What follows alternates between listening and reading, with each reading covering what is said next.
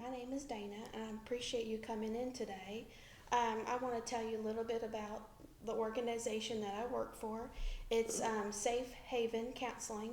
We do advocacy, therapy, crisis unit services for individuals and families who have been affected by domestic violence. And I want to let you know that today's session is confidential. I will not discuss anything about our visits that you do not want me to discuss with anybody. Can you tell me a little bit about what's going on, what brought you in today? Well, my name is Mandy, and I've been married to my husband for about 32 years. And about the last 12 years, he's been very violent with me.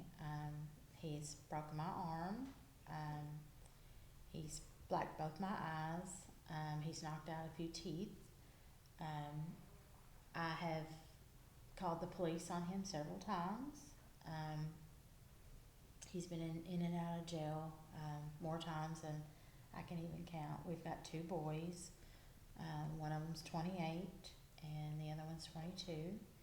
And my oldest is starting to show signs of aggression. And you know, I am scared for myself. I can't get away from him, and you know, I need some help. I desperately need some help. Well, that's completely understandable. It does take a lot of courage to come in and share something so personal. I want you to know that you are in a safe place here. Um, I, would love to be able to divorce him, but I'm scared if I leave him what he'll do to me or what he'll try to do to my kids. Um, he puts on, we go to church. He's very well liked in the community. His dad is a preacher, and therefore, um, you know, we go to a lot of things, a lot of church outings and stuff.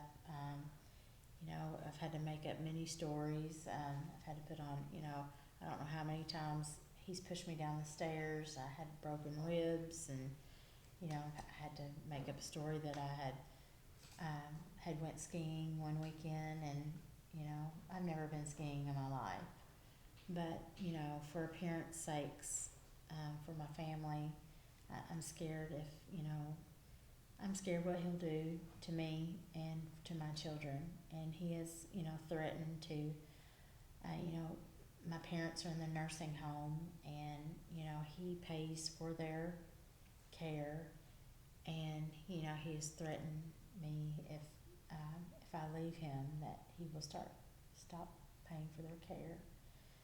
And my oldest son, he's in college, and because my husband makes a lot of money, we don't qualify for any kind of loans or grants, so he pays for his college tuition, and he's threatened me if I leave him, he will stop paying for that. And my son has got three more years of college left, so. Well, I'm really sorry that you've been experiencing all of these things. No one deserves to be treated that way for sure, and you don't have to face this alone. Now it looks like the hospital had referred you because you had been there for a domestic violence episode. Can you tell me a little bit more about that? Yes, we had came out of church, and we were, it was at homecoming, and I had cooked a bunch of food, and I had forgot to bring the green bean casserole. And my husband, that's his favorite dish, and he, we got into the car after homecoming, and he stopped the car, got me out, and he slammed my hands into the trunk and broke my hands. Oh my goodness. And I spent time, the police came, but because of who he is and because of his dad's a preacher, he got off scot-free, and I got put in the hospital. And because it's our local hospital, and because my husband's name is on board of directors of the hospital, they've pretty much turned a blind eye to me. So, my hands are, that's the reason why I clench my hands, is because, I have arthritis now because of that. So, I am so sorry that, I'm rambling on, but I am so nervous just being here talking to you, because I'm scared that he's gonna come in here. Well, he doesn't know that you're here, and like I said, I won't say anything. Everything is confidential. I just don't want you to, blame yourself for the things that he is doing to you. Well, I do blame myself. I mean, I blame, this has been going on for quite some time. And I feel like that he's getting away with it, and he's just going to continue to get away with it. And I know he's been cheating on me, and that's been an issue. And when I bring it up, I just get slapped. And, it's just, it's an unfortunate situation. I even Googled ways to,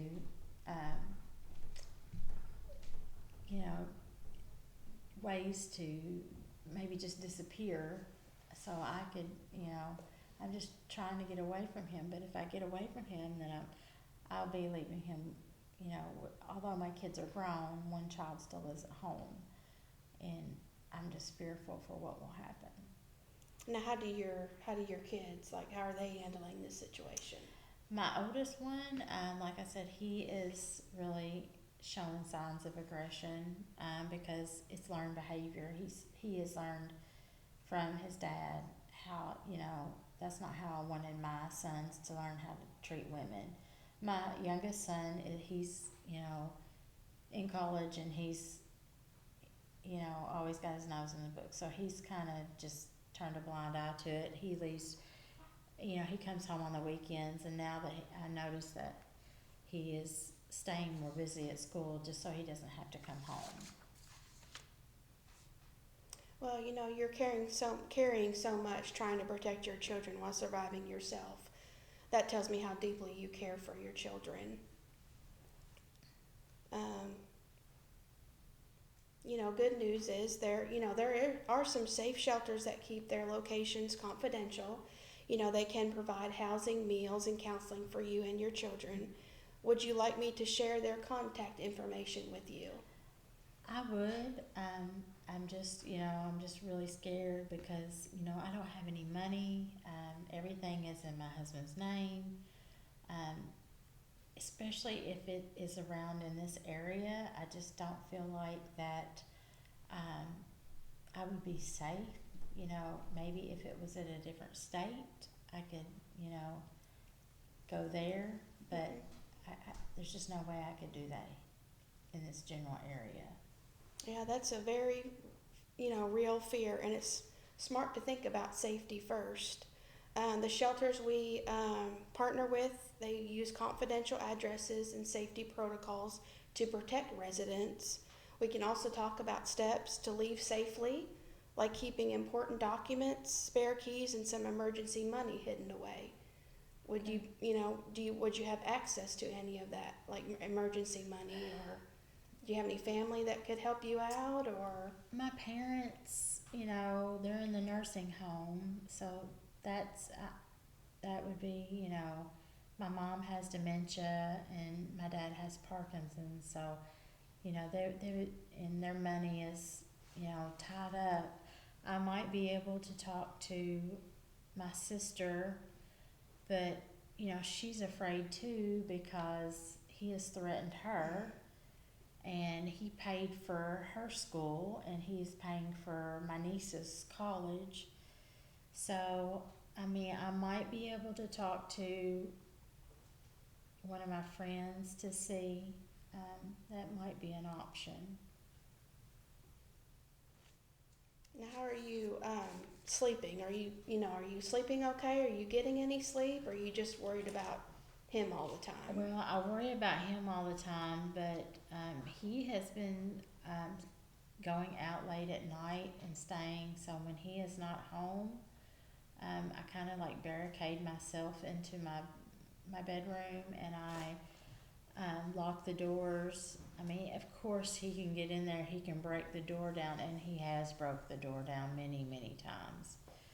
But, you know, I know this is terrible, but if he's cheating on me, you know, I really wish that he would just leave me and go be with them. But, you know, I feel guilty. I feel like that I need to warn them of what, you know, what is happening to me.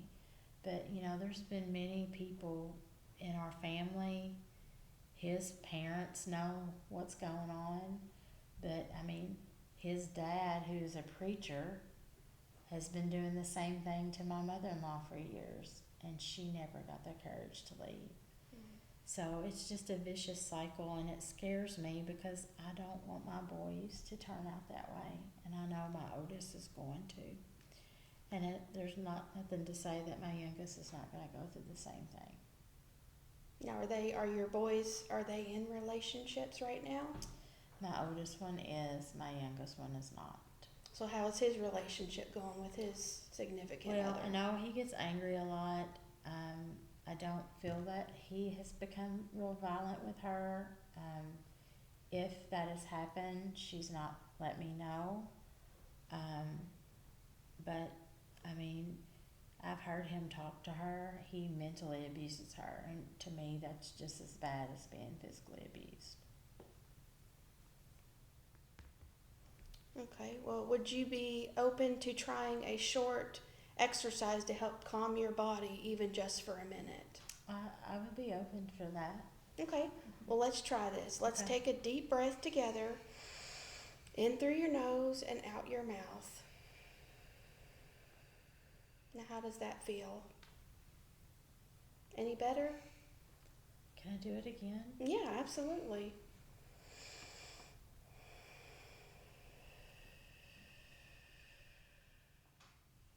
That does help some. Okay, good. Yeah, that's something you can do anytime you start feeling overwhelmed. Now, thinking ahead, if you could change one thing about your situation right now, just one small step, what would you change? What would I change? I would get divorced, and I would move far, far away, and I would try to get my boys to move far, far away from him and their family. That's what I would change. Well, I understand you just want to be safe. I do. I just want to be safe. That's a really important and realistic goal. How about we make our focus on today to create a personal safety plan that helps you and your children feel safe and supported? Okay. Does that sound good? That sounds real good. Okay, well, we can write it down, and it can include things like where you'd go in an emergency. Mhm. Where would you go if emergency would arise? Do you have friends you can go to, or? I have a high school friend, him and his wife, I've become close to, and they live a county away, and he always told me that I could come there.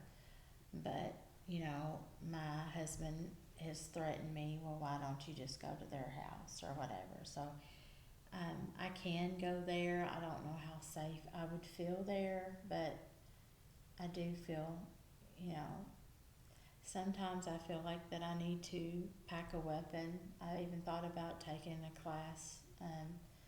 I even thought about taking a self-defense class, and, you know, I've never fought back. Maybe I should fight back, you know. Maybe I should get a conceal and carry license. My hands are tied because he is so well known in his community. Now, has he ever harmed your children? Has he ever tried to hit them?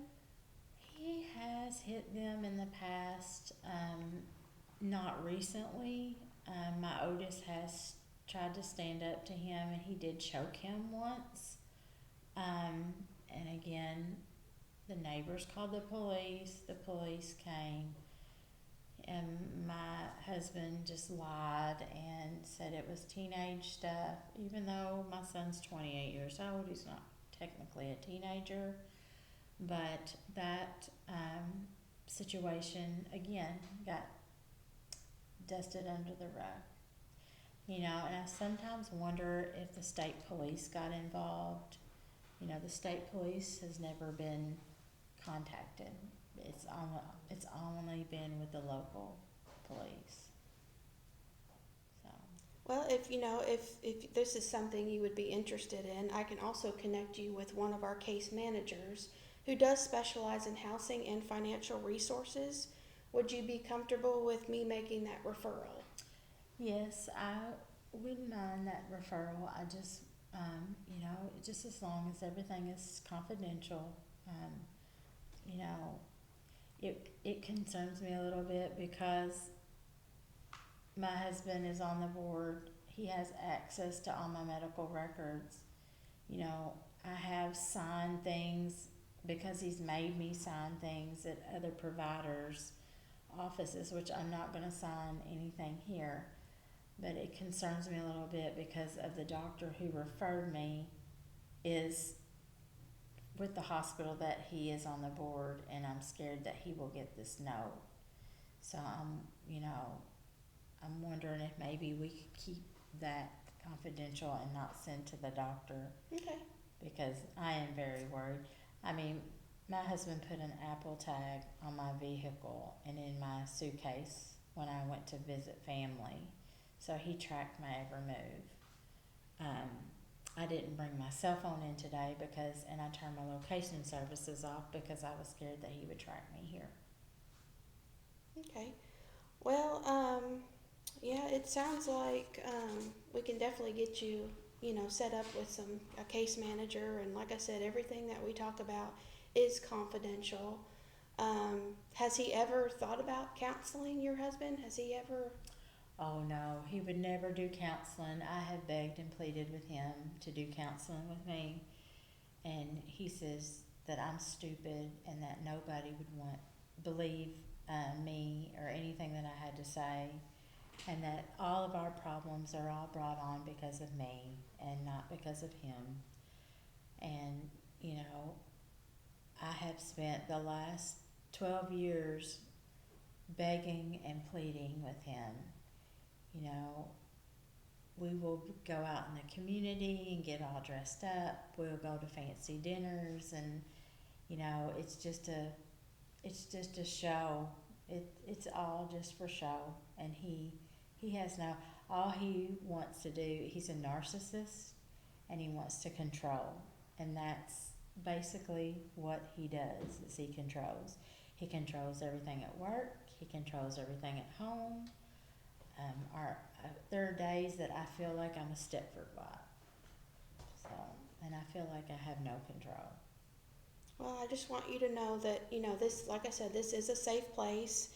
And if you ever need anything, just call me, text me. I'll give you my information. We can talk. And if, like I said, if you have friends, maybe you can talk to them, go out, do things together. Mm-hmm. Try to stay away from him as much as you can.